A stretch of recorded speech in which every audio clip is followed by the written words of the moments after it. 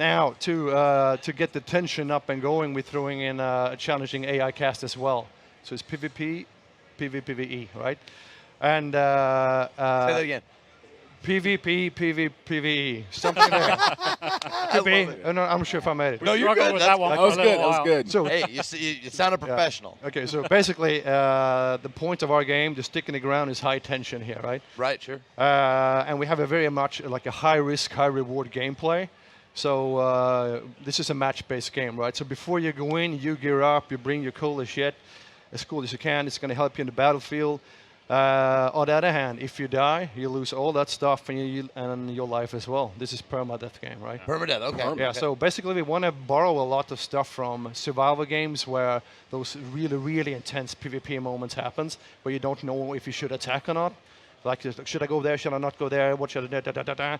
And your life depends on it, right? You're gambling with your life. We need to get across the idea that there's a fear of loss going on with this as well. If you don't feel lost, if you don't have something to lose, Right. you know, that risk just disappears. Well, that's what I'm saying. When you say you gear up, how do you gear up? This is in the beginning of the game. In the beginning of the match, you see a tactical map. You see what monsters you're going to do, and then you're gearing up accordingly what you think is going to be worth it, right? Are you gearing up within the game or before you enter the game? Before you enter the game. Okay. Nice. All right. And then the match itself is divided into three sections, basically. This is the tracking your target thing. So you have a detective mode, which can see dark energy. Okay. Right, so that helps you, because I don't want to see any HUD elements. The game should speak to us, right? Right. By itself. Nice. Now, here's the typical encounter for AI encounters here, right? They are really there to challenge you to use your gear differently. Okay, so obviously here right now, I'm going to use a flare. I want to see a little bit more what's going on. It reveals more stuff. On the other hand, all the other teams out there might see that flare, right? Right. Yeah. Good. So, and now we ended up in a bit of a combat situation. This encounter didn't go so well for us, actually, when we played it. You'll see here it's like a bunch of bad players playing badly, right? So we go in there, we tried to do a cool thing, and it turned it around on us, and we had to retreat. Better run than fight poorly, man. Yeah. Yeah, well, permadeath, I mean, that gives you something to lose. Yeah. For sure. And so the whole point with this game with the AI is we want to create the unknown here and always makes you guess what's around the corner here, right? Like, is it a player? Is it an AI? What could it be? Okay, I'm missing it. So this is the detector mode. I'm spotting like dark energy in the world. It helps me to guide around. If I get there, I can connect, kind of like I have some superpowers to connect with the boss, and that's going to narrow down his location, right? Is that what creates the dark energy that you see? Is the there's like a detector mode. I have a bit of hell inside of me. I have a skill, right? So when I use this one, I can see a little bit of the underworld, right? Oh. Good. So this here, right there, right? I can see that there's something going on in that house, but I don't know necessarily what. Sure. Right? Okay. Yeah. So there's some danger in there. There's something there. There's a clue we want to get to. Okay. If we interact with it, we make a temporarily connection with the boss, and in this time we can see through his eyes, right, and try to narrow down his location. Yeah. And at the same time, obviously, we've got, there's a bunch of other players all trying to do the same thing. They're trying to find These are like targets, these are like magnets for other players. Other players are searching for the same thing. Oh yeah. Good. So if you don't play carefully and watch out here and do some teamwork, you might be in shit. Oh, so this is like the goal. Yeah. So this is the first clue to the boss, right? Okay. So as you see now, I'm gonna make a connection to the pit of hell. Yeah, I do. And obviously, I'm seeing through the target's eyes, right? We've actually had situations where players have done this, and we've seen other teams fighting. about to get. Oh, dude, I just figured out what that was. Yeah. Oh my God! It's an arachnid. Yeah. You might see him a little bit more later. And this is also like, so we're jumping a bit here, right? So we took the third clue here. Okay. And in classic survival game scenario, right? You have already spent some ammo. You want to go maybe to a supply point, right? Yeah. But as always, they're in the shitty spot. So it's again high risk, high reward gameplay. Should I go there or not? Because people might snipe me as I go there, right? Right. So you're not just searching for the beast, the monsters, and stuff like you're that. gearing up to your advantage, right? Yeah, but you're defending against other players. Yeah, for sure. Yeah. Okay. So in this case, I send in my body first, right?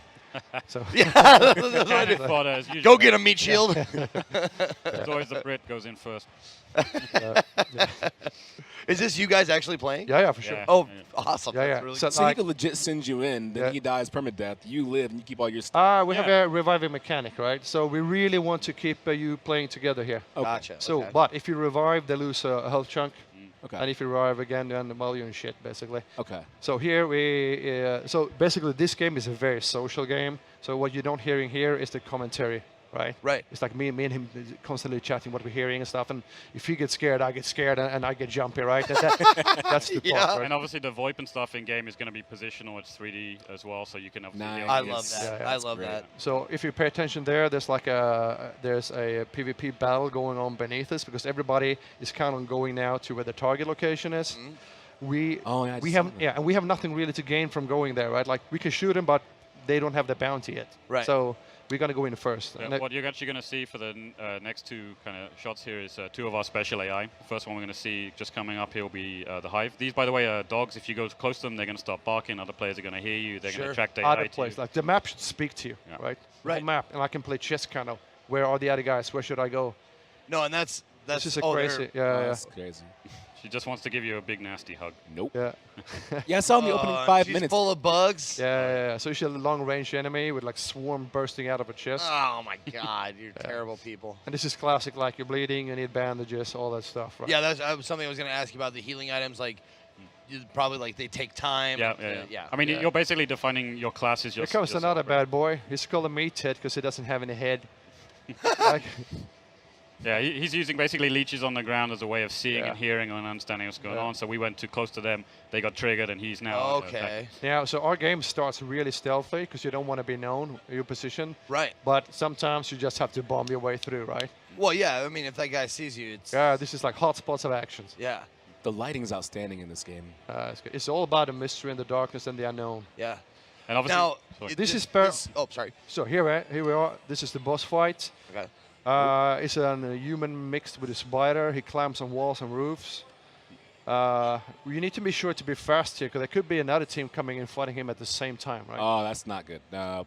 Yeah. So and our game is very dynamic. It's like if you and me were playing it, right, and we hear these guys playing it, we might as well just wait for them to do it, and then we go in for the kill in the end, right? That's what I'm saying. Like you let them take the brunt. Yeah. It's a perfectly legitimate strategy for players to go in and try to hunt another team. At this point, I'm being jumped by.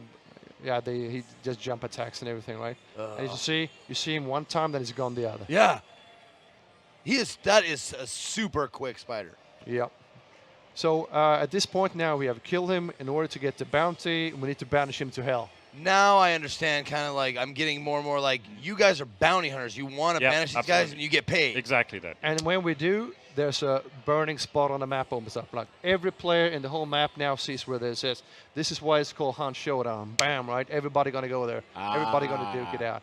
Dude. Yeah. That's like actually really cool. So the other interesting thing about that is it's, like I mentioned before, is it's a legitimate strategy for other players to just ignore the clues, ignore the target, and hunt the other teams who are hunting the target. Yeah. You can stalk another series of hunters going out there. As you see in the left corner up there, there's like a little timer ticking, so everybody kind of have time to get there. Oh, okay. Here I'm being badly slapped. Right? So here's where we have like the revive mechanic, right? Like I died, he can revive me, but I lose a health chunk, right?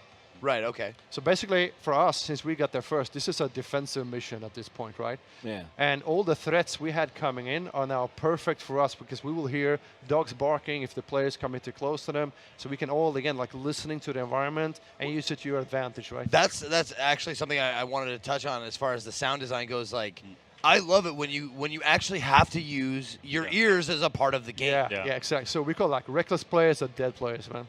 Yeah. Now this is towards the end. So we have the bounty. We try to shoot ourselves out of this compound. No, that's what I'm saying. Like when you get the bounty, if they kill you, do they get it? They get it. Yeah. Oh, okay. And again, you have that dark vision, so I can locate that bounty, right? What you're about to see here, by the way, in just 1 second, he's going to throw what we call the concertina bomb. So this is basically an area denial. It's like a barbed wire bomb. That you have, right?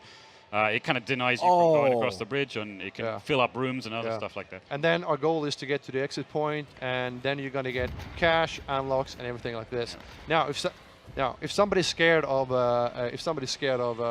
permadeath, the whole thing with our game is like, you die, but everything you unlock saves in the bloodline. Okay. And when you recruit a new hunter, you can put new stuff on him again.